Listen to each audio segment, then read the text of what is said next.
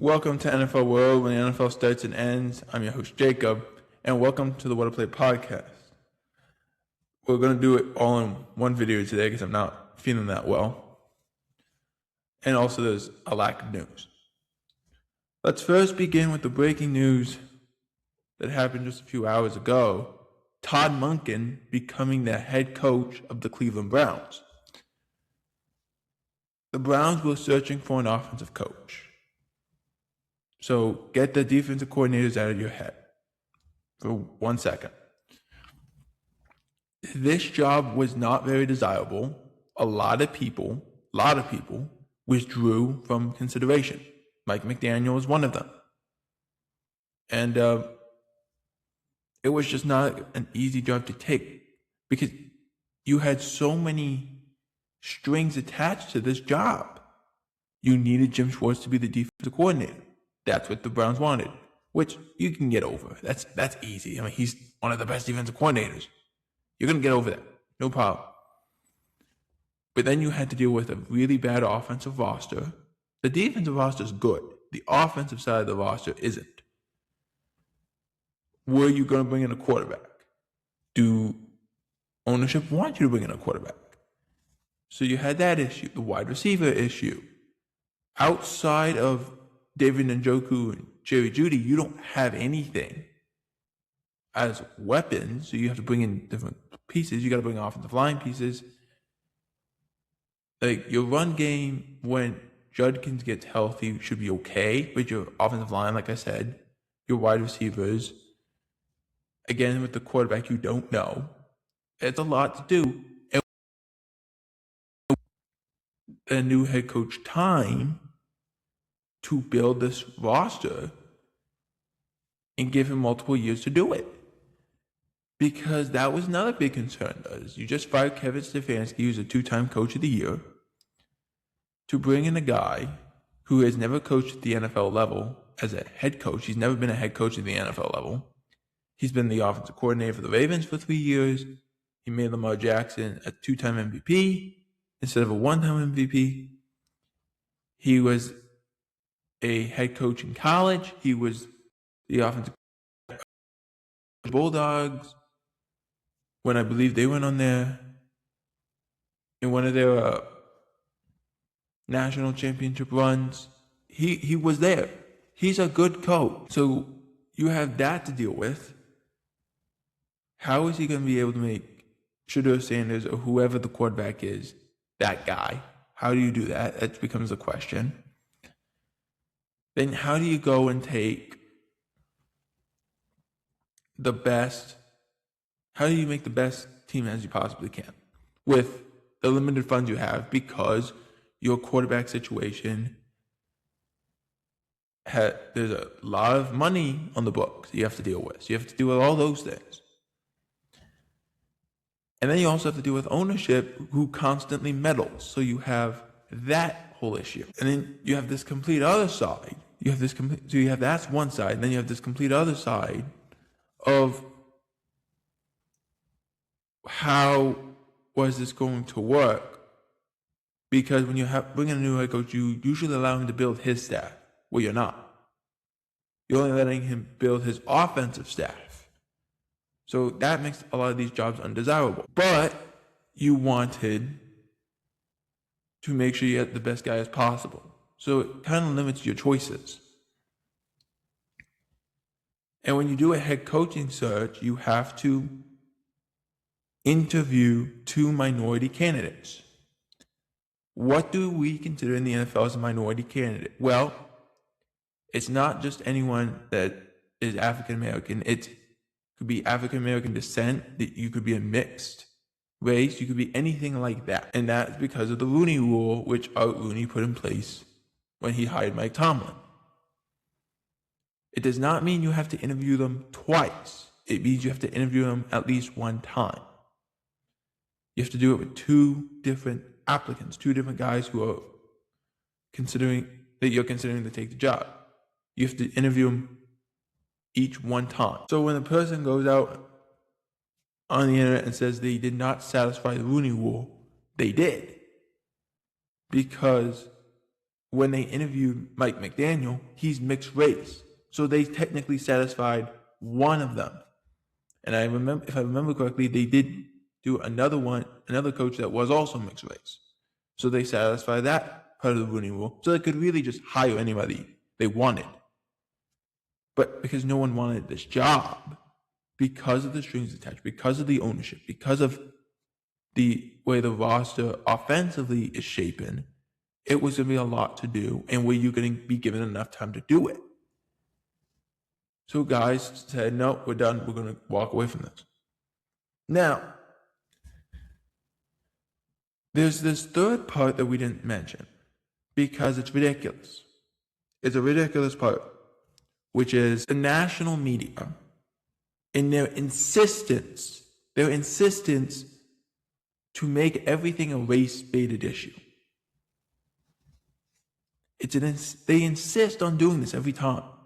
And them saying, well, they didn't hire a coach that we thought should be hired because it's a race thing. It's not. It's not a race thing. They wanted to hire, national media was saying, Luke Weaver. Well, Luke Weaver, you have Jim Schwartz.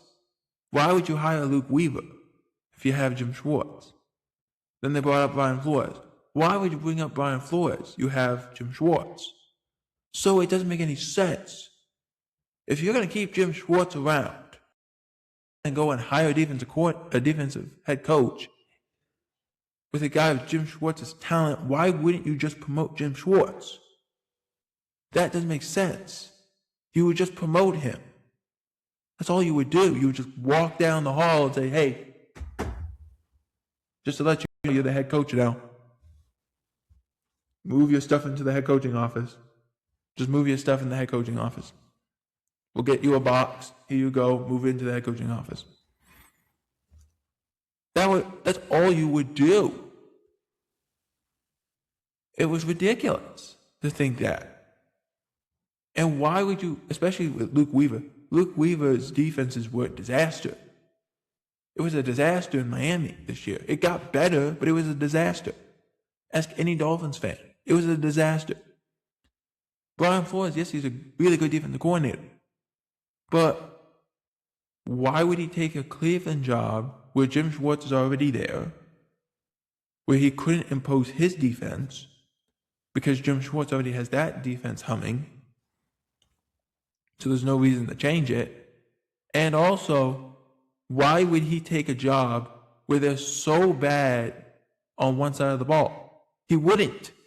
He already has a cushy job with Minnesota if he doesn't get a head coaching job. So that makes sense. And the last part of it, in the case of Brian Flores, he's suing the NFL for discrimination. I'm sure that turned teams off. Teams that were going to interview chose not to because of that. So it lessens the pool a little bit. Was I surprised they hired Todd Monken? Yes, because I thought they were going to be stuck with only hiring Jim Schwartz, which is not a bad stuck. It's just who's going to be the offense coordinator now. Because that guy would have a massive undertaking to have to deal with. And they end up hiring Todd Monken, and you know he can coach. You know he can call plays. You know he can do these things. But it's a lot to do when one side of the ball is humming and the other side of the ball is not even built yet. Still in the mixed construction planning stage. Now, let's move to the Buffalo Bills, who also hired a head coach, and they did this yesterday, hiring Joe Brady. Joe Brady was the offensive coordinator of the Bills, has a close relationship with Josh Allen and everybody else on the offensive side of the ball. There's two sides to look at this. I like the hire. He's a young coach. He's 36. When he became the offensive coordinator, which he's been for over 2.5 years, that run game got better and became more of a staple of that team. Josh Allen became an MVP. Those are a lot of positive things. But he has a big job to do. They got to sign some free agents. Help out this receiving core. Help out this defense, which was dreadful because of injuries and other things. But there's two sides that I want to look at. The first side is you fired Sean McDermott, which we've gone through. We went through the press conference. We did everything. And then you have the other side, which is you will let Josh Allen have input on who the coach should be, which is never a good thing to do because he's only known one coach. So letting him have input of what it should be is not a smart choice. It could work, but it might not. It honestly, it might not because he's only been with one coach. And because has he really earned that level of respect? The Bills think so. I'm kind of on the fence about it because, like I said, he's only known one coach, and the people they were interviewing were only offensive coaches. Joe Brady, Brian Dable were the two big names. Everyone else didn't stand a chance. I'm going to do this as an example. This is for the car enthusiasts, people. When you're a car enthusiast, if you ever go and watch NASCAR, it would be like let's say you have 8 people, you have 10 people in this race, 8 people are asked to use regular cars that you find on the street corner that you bought for a couple $1,000. And then these other 2 get to use actual NASCARs that the engines are turned up, they can move at a much faster pace, are lighter, and they can actually, now these other cars can go up to 100 miles an hour, but those NASCARs can go 200 miles an hour, 250 miles an hour. Like, you can get lapped so many times. It was clear that this was a rigged race. It was clear. They went with Joe Brady. It was a clearly rigged race. They only wanted to have people who Josh worked with. That's why I don't like putting the best player in charge of giving input on who should be the head coach of any situation. I just don't like it. I think it's a waste. Especially if you're letting him do the final blessing stuff, which he did here probably. So it was also a waste of time. The reason I brought up the Sean McDermott stuff is because it's not even so much the Sean McDermott stuff. This job was not very desirable. It's desirable because you have Josh Allen. But they fired a coach who was in the playoffs this year. They fired a coach who has been in the playoffs multiple times and been in the AFC Championship game a couple times. And you fired him because you said that wasn't enough. And your whole reasoning of firing him was you walked into the locker room and you saw that all the players were dejected and that Josh Allen was crying and wasn't looking up at you and talking to you like a normal conversation because just 10 minutes ago they lost. They lost in the playoffs in a game that they should have won. That they could have won, but they didn't win. And then you're saying, well, we would have won that game because if we didn't have that call, we would have won. So you technically fired Sean McDermott because of a bad call. But we're not going to get into that. We've already kind of talked about more than I wanted to. What I really wanted to talk about was because when Brandon Beane and Terry Pegula in this press conference, and they talked about how Sean McDermott talked them into drafting Keon Coleman. The internet is very unforgiving, especially when you're on Hard Knocks, because when they drafted Keon Coleman, the Bills were on Hard Knocks for the drafting process. Brandon Beane said countless times during this, we want Keon Coleman. When he didn't run well, we said, I'm happy he ran that, because now we can get it. In the meeting room during the draft process, he said, unless something crazy happens, we are going to draft Keon. He talked about Keon Coleman so much, it's clear as day that he was more infatuated with Keon Coleman, not Sean McDermott. Did Sean McDermott give his blessing? Did Sean McDermott say, yeah, let's do it? Yes. Yes. Ultimately, yes. But that comes from the fact that Brandon Beane wanted Keon Coleman, not the other way around. Which I don't know why, again, they would have said that in the first place when someone could easily verify it or easily go against it.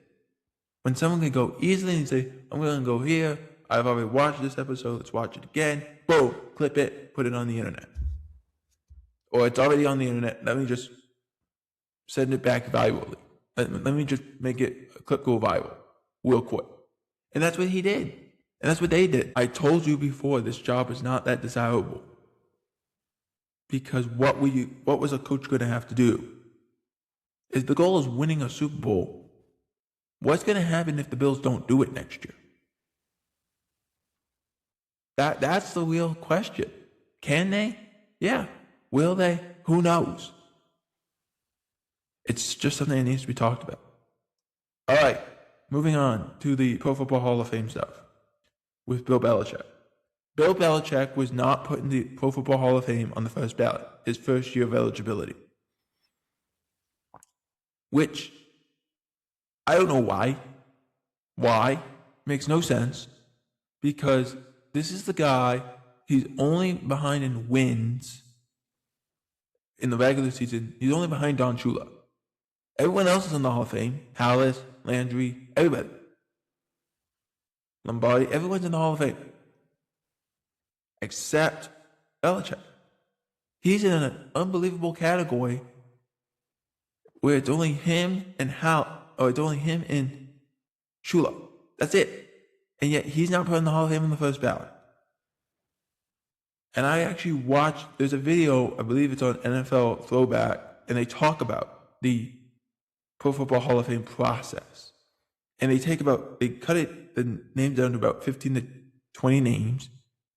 And then you each given the voters are each given 2 people. You have to make a presentation on them.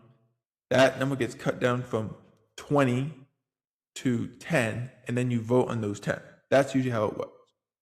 That's the simplest way I can explain. But to not name Belichick into the Hall of Fame on the first ballot makes no sense to me. At what point are you going to do it? And my reasoning is this. This is my reasoning. I'm not saying this is the NFL's reasoning. I'm saying this is mine. I think the NFL is afraid if they put him in the Hall of Fame and then he comes back as an NFL head coach, that now they're going to open a can of worms of, do we allow this exemption? Do we allow that coaches who are still coaching to be put in the Hall of Fame? Or do we say no? And I think that's why they said no. I don't think it was anything against Belichick. I mean, the scandals are well documented. But I don't think it's anything against Belichick. I think it's everything to do with the fact of they're afraid that he comes back into coaching in the NFL level. And they want to make it so the NFL Hall of Fame is you have to be retired. You can't come back. That's it. And that's the reason why they did. You got to be out of the NFL for 5 years. You got to, before you can even be eligible. And maybe they come back to that solution for coaching too. Who knows? Nobody knows here. But maybe they do. Final bit of news. Let's quickly recap the Broncos and Patriots game. 10-7 was the final. Patriots win and go on to the Super Bowl. Not a very high-scoring game. The weather was a big issue. The Patriots, they did what they needed to do. It wasn't a pretty game, but they won. Yeah, I believe they had 150 yards of offense. That was it. They didn't do much. But it worked.